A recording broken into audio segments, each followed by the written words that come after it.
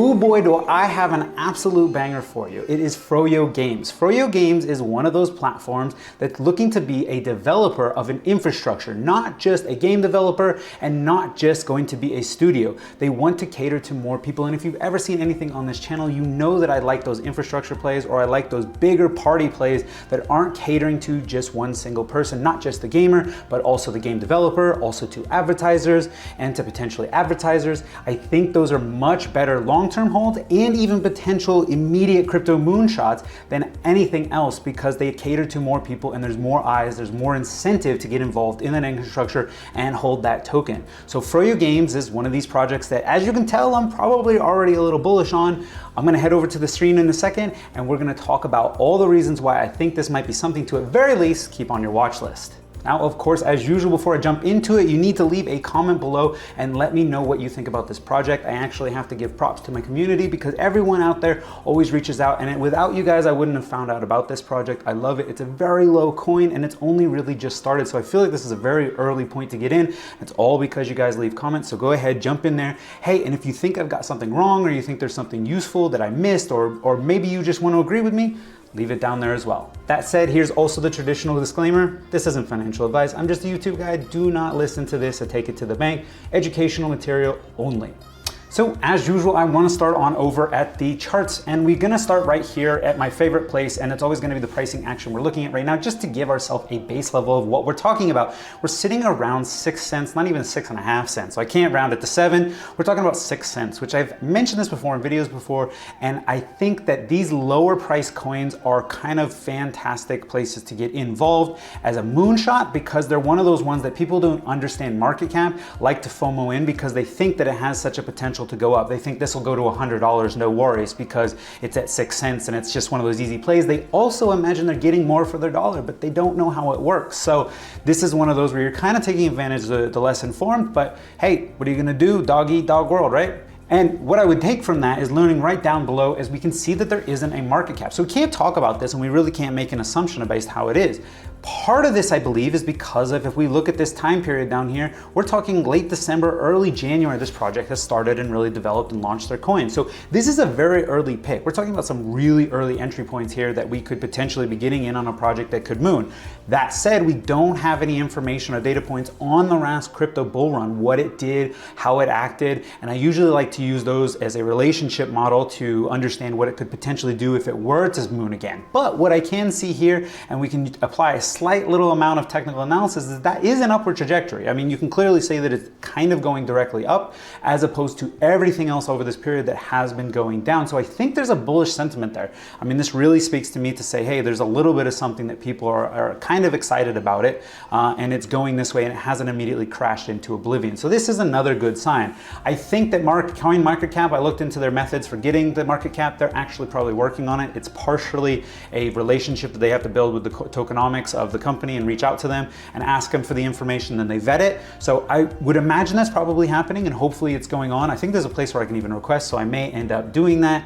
And yeah, it actually it hasn't even been out that long. And so we'll scroll down here real quick and you can check out a couple places where you can actually go and get it. SushiSwap is also another place on there. And if I didn't mention already, this actually is a Binance chain coin. So this is a little bit out of my normal wheelhouse. I usually like Ethereum plays because we've got all our other L1s, Avalanche and Polygon on there. I do like those networks and I am a big fan of that sort of concept. I also really like the Terra network. So I don't play that very much on Binance. I think it's a little more centralized, so that it's a little bit of a con in my book, but hey, when it comes to moonshots, I don't really care where it is as long as people think it's gonna go up, and it goes up, right? So really quickly, while we're here, I'm gonna go check out the BSC scan and take a look at what we have as far as the biggest wallets and holders out there, which is always something I like to just kind of put in the back of my mind. Even though you can't have a finite answer of who has everything, you still can start to see what wallets are carrying what balances, see for any potential rug pulls, and really just understand who's carrying the most amount of weight when it comes to this entire the ecosystem. And first off, again, I've mentioned this before, but we're seeing those little icons on the left-hand side. Those puppies are smart contracts, which generally are a good sign. We want to see smart contracts, especially with larger wallets. That means that it's probably part of the team's portfolio. It is part of the original, token generation event, or are building and putting them out. It's going to be released hopefully over time, and that we're not privy to the exact information, but I would assume it's related to the vesting schedule. So seeing all these numbers, we don't have any high, I mean 10% is the next one under the 65, that's also a smart contract. And with these perfect amounts, these are usually, again, smart contracts that are set to release at cliff events or throughout the vesting schedule, right? So these are good things to see. The next biggest one that isn't something like a pancake swap, like this one here that has no address, it's only worth 300,000. You're not gonna have a rug pull on that specific one. But it isn't something I would take to the bank. It's just something quickly I like to look at to ease my mind on where the money is being held. So we might as well head on over to the website now and talk a little bit about the bullish signs that I really have for this and why I think it makes a little bit of a case for a potential future going on up there. And really, I've kind of scrolled down here, I've hit the About tab, and I'm skipping through the fluff, which I don't care about, and I really want to focus on these two portions right here, which are the first two things I want to talk about, which is the SDK that's being developed behind it. So it is a platform that's looking to develop a video game infrastructure for people to be built on. And the fact that at the same time as building video games, which they have in the works, and we'll talk about those in a second, they're actually building an SDK, which will allow one of the other groups of people to get involved with this project, and the other groups of people are other game developers. Now this is great. So we're not just catering to video gamers, we're getting at game developers. And this is something that you really want to see, especially when it comes to like a studio in the crypto space, because then other groups of people who will bring other markets or other potential users and audiences will come into the infrastructure, hopefully, if they do it correctly. So that's another bullish sign and really something I like to look at. And then I guess I'll kind of talk about these two together. It's the NFT integration that they're talking about. Obviously, we're talking about crypto games, so there's gonna be NFT integration into those video games.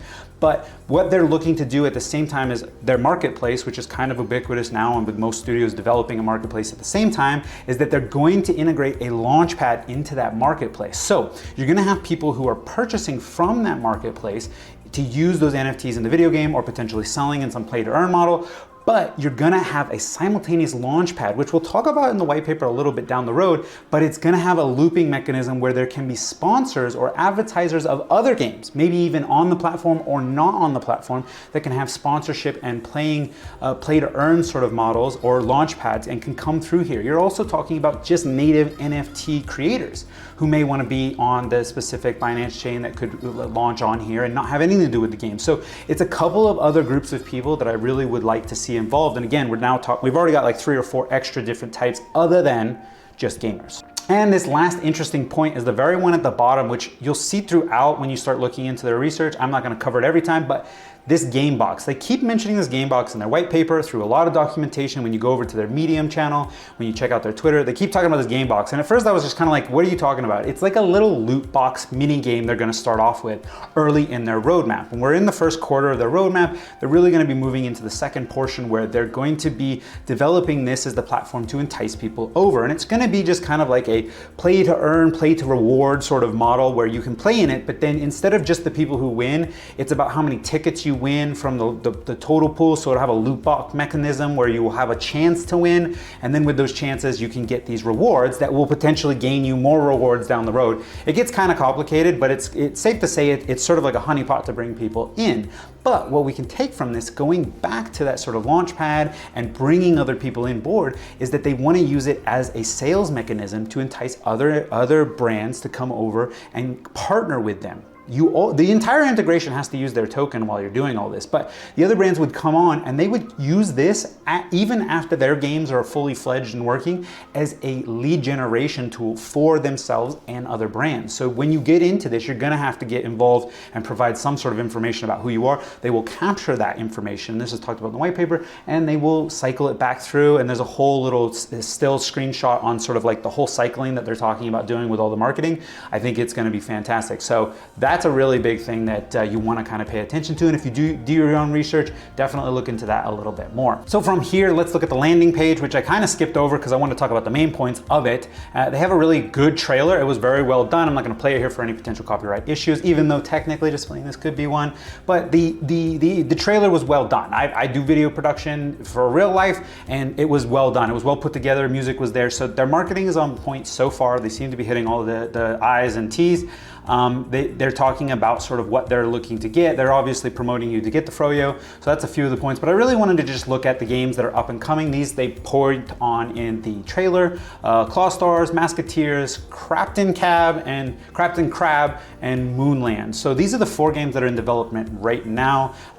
A little interesting on these 2. So these 2 at the front here are only, when you click on them, you can actually do learn more and you can look into it. These are mobile. These are both iOS and Android developed. And then they have a category section. So these both just have NFT staking. So they do keep mentioning this reward of NFT staking, which will be, you'll get rewards from it somehow. These 2 games are NFT staking. That's what the category states. So there will be, you play to win some unique items is generally the premise.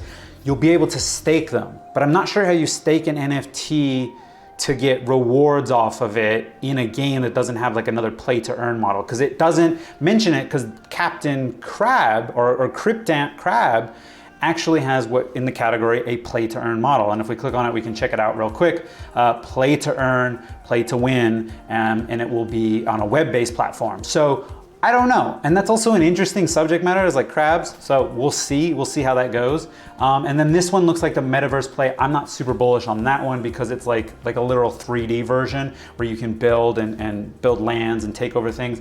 I think some of the bigger places that are 100% involved in those metaverse plays, where you're going to be able to buy NF land and get in those, they're probably going to have more people. And I've already talked about space games. We've seen enough space games. It's a very specific niche for us nerds. It's not going to be a winner for a lot of people. So that one's not my biggest one. These ones, especially on mobile, because they acknowledge mobile is going to be a huge portion. These we should look at. Another really big point we want to kind of talk about is going to be the staking. Now they talk about another version of staking in the white paper, which will be the bigger portion I think we should really address. But here's the standard staking you can get involved with right now.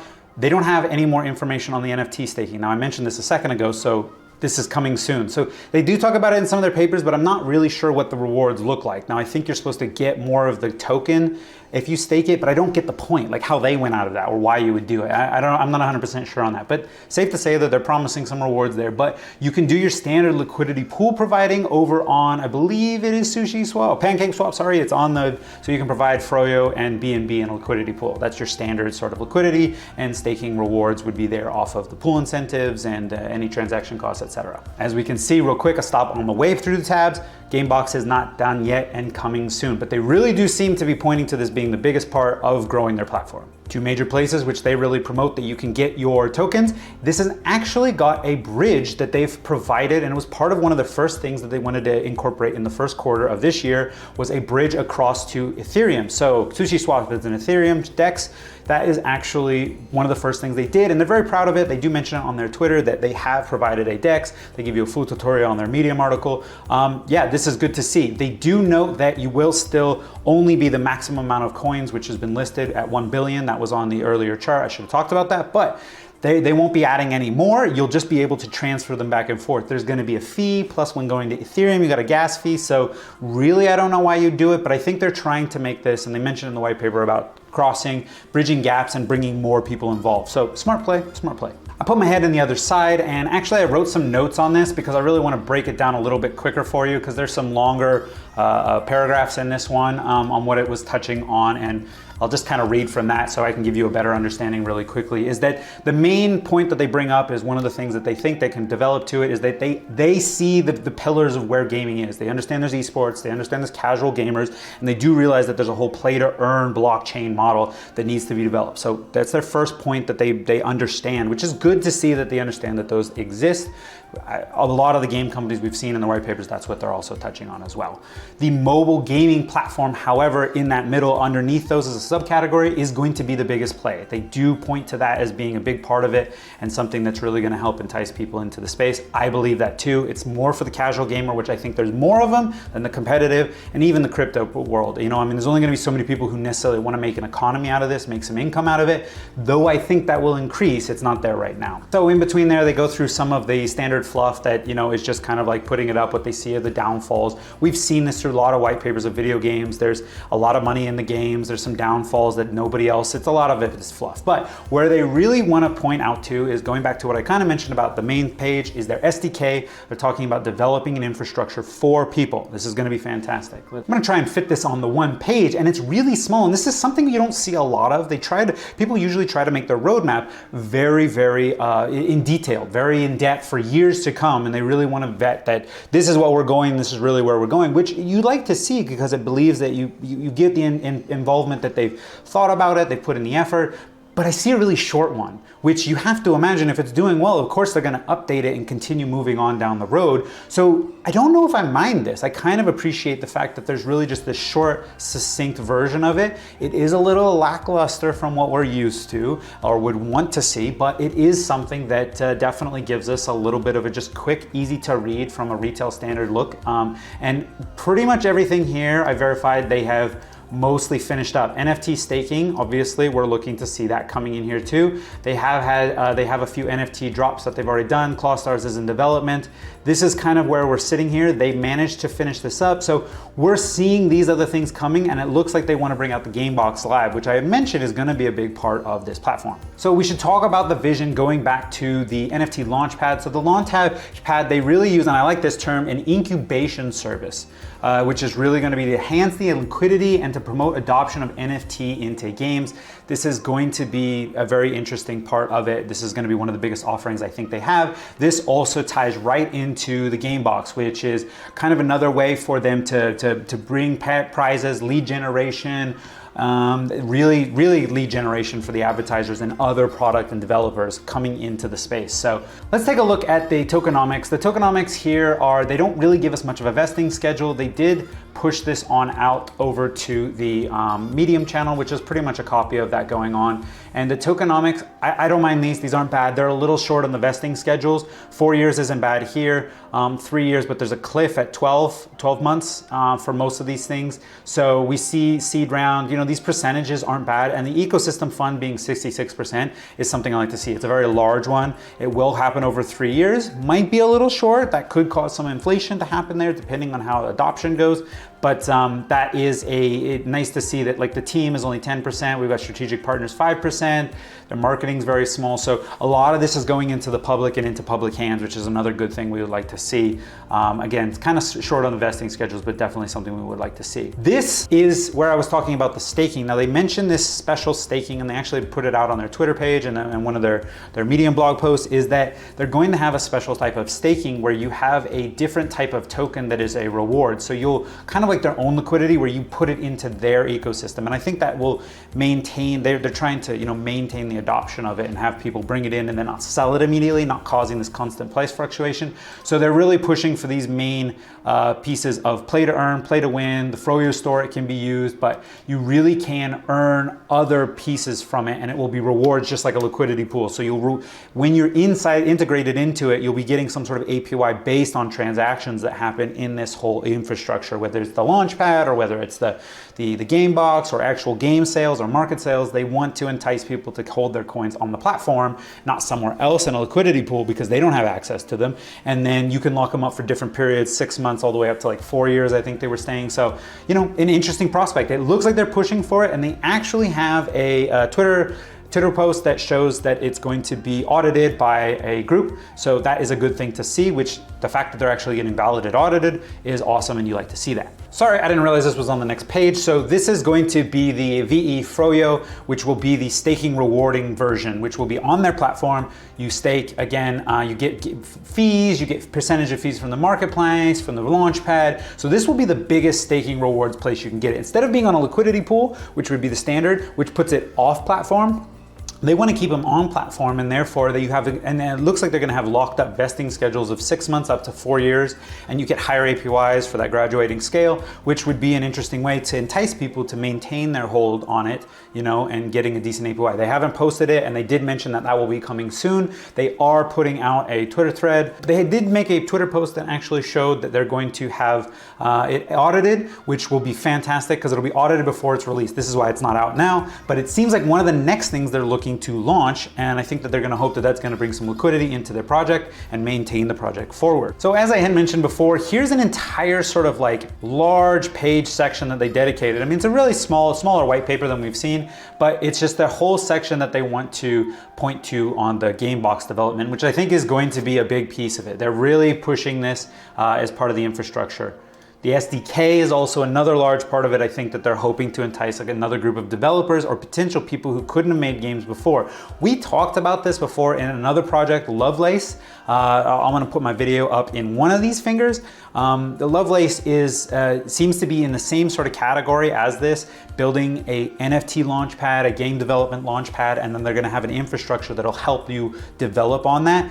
These guys just seem to be a little bit further along. Now they seem to be in the same category of they look good from the outset, you know, like I liked what I saw from Lovelace, but these guys look like the game's going further. The marketing is selling me a little bit more. So I don't know how far they actually are, but their Twitter is giving me updates and telling me new stuff, whereas Lovelace's is more like, hey, here's stuff we may do in the future. So I'm a little more bullish on this one than I would say on Lovelace. Let's punch right in here, and this is the screenshot I wanted to share with you that I think is really useful. This is that flow I keep referring to, this ecosystem flow on it. And as you can see, it takes a second to kind of understand what's going on, but if you just start from a point of like, okay, what are the games? Then there's going to be people who are going to be playing the games. There's going to be sponsors who will take the games and they'll put NFTs for winning, and what we are is we're in the game box, right? So they'll have physical prizes, they'll have tokens, cryptocurrencies, NFTs that you can win. You can compete and win tickets. From there, revenue share will be gained through that VE token, but here the people will continue down this phase and they'll be the players and collectors. They'll continue through the lucky draw, they'll win the prizes.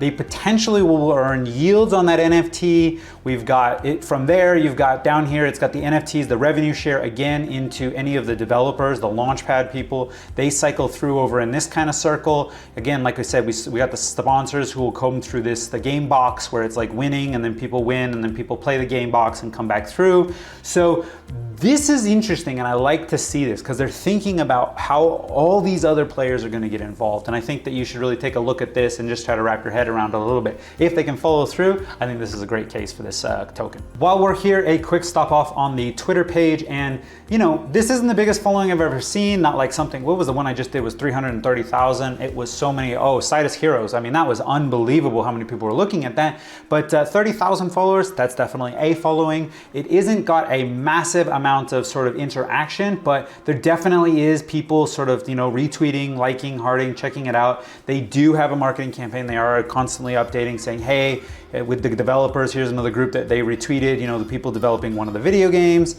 We've just got, you know, what you'd expect, what you want to see, a lot of propaganda being put out there. We're connecting with other teams. This is what we're seeing a lot of. So this is a good, you know, some partnerships being pushed here. So this is just kind of what we want to see as a standard, you know, play from groups. They have a marketing team, and the marketing team is doing stuff that works. Now, this post here actually brings me to the team itself.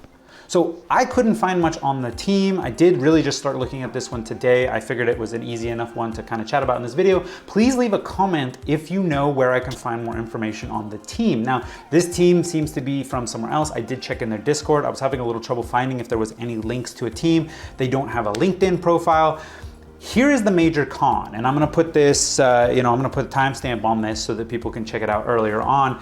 The major con I have with this is that we don't know what the team's capability is. We don't have any sort of, KYC, so to speak, on them. They're not doxed, so to speak. And that's something that on the very slightest level of having just like a LinkedIn page or even a description on their website about this team member, this is what they provide to it and where their history is and why we should trust them. That's another thing that is a fundamental that you would look at in any investment, let alone in the crypto space. I think it's one of the real big fundamentals that we need to consider. Can they make it in this industry? That said, they've made good headway thus far. They've actually pushed forward. I think the marketing materials play the part. It looks like a game's coming. The thought about how they're gonna do it, it is a simple white paper, but they've actually put work into it that answer questions you'd be looking for. So it might not be the issue we're worried about, but this is definitely a major con that I would say would be more nice. It would be nice to get some AMAs going or get some information from who these people are. They are in I'm not even sure what country it's from, honestly. So that would be something, leave in the comments. Let me know, where are they coming from? Where are they playing? Where is it based? That might also be a bit of a play in understanding what, a macroeconomic information we may need to know and problems they could be facing. But yeah, that's one of those cons that I thought I would bring up that could be a no-go for some people. So let's move on back to the charts, give our final wrap up and maybe some potential price predictions here. Now, unfortunately, I don't have my normal models of being able to sort of zoom out and look at where we could see as a past performance in a bull run, which is usually a great way to look at it. But if we look over here, we can see that, even during sort of a period after the bull market when things were going down, or maybe not considered a great alt season, they were at 11 cents, which is a kind of a 2x in a pretty down period. Could this do much better? I'm putting this in category with other games or other platforms like Lovelace, but at very least a potential follower to something like FROYO Games, which I absolutely love that project. This would be something that you may want to look at. It is trying to cater to many more people. It has all the features that you want to see. So if we had a market cap here, I'm going to use just for math, that's simply the fully diluted market cap sitting at where it is currently at 62 million. That's way undervalued for something. I mean, again, we talk about FROYO Games. It's in the billions at the point where it is now. So let me bring up the calculator and do some quick math. So the quick math I just did, I decided, well, let's look at this and let's say, could this valuation even get to $1 billion? Okay, we're talking about in crypto, a really small amount, like $1 billion company. $1 billion company, just to put our head around it, for a infrastructure play, again, that involves multiple people, isn't just about video games, let alone one video game, multiple video games, a platform. That would be taking $1, if it's at $1 billion total supply, we take $1, we divide it by 6 cents, how many times? That's a 16x. So that's a pretty nice play. If this is able to get to $1 billion market cap, say we go into this bear market, we continue for a period of time, and we come out in the course of 2-3 years. This gives them time to finish up those games, maybe get into the 5th, 6th, 7th, 8th, 9th title. They really start to get the launch pad, they entice people involved. This could be a big one. This could be a big play that you could get 16x, 20, 30, 40, 50x gains, because why not? I mean, honestly, even if we doubled that and said this was a $2 billion market cap, we're at a 33x. If this was like at let's double that again, so we're at a 4 or 5 billion, we're at a 66x. Like, that's not really unfeasible for me as a thing that over the course of 3-4 years, which we've seen altcoin projects do, they've had the time to work on them. In a bear market, everyone forgets about them. You put the coin in your pocket while it's cheap, and then you sell that stuff when the bull run in the next four-year halving cycle, and you're gonna come out the other side a millionaire. So this is where I would probably put this price prediction. I'd say, at least a 16x, if not a 30x, just because I feel like $1 billion, $2 billion for a platform that, if it actually promises what it's purporting to, could easily be done.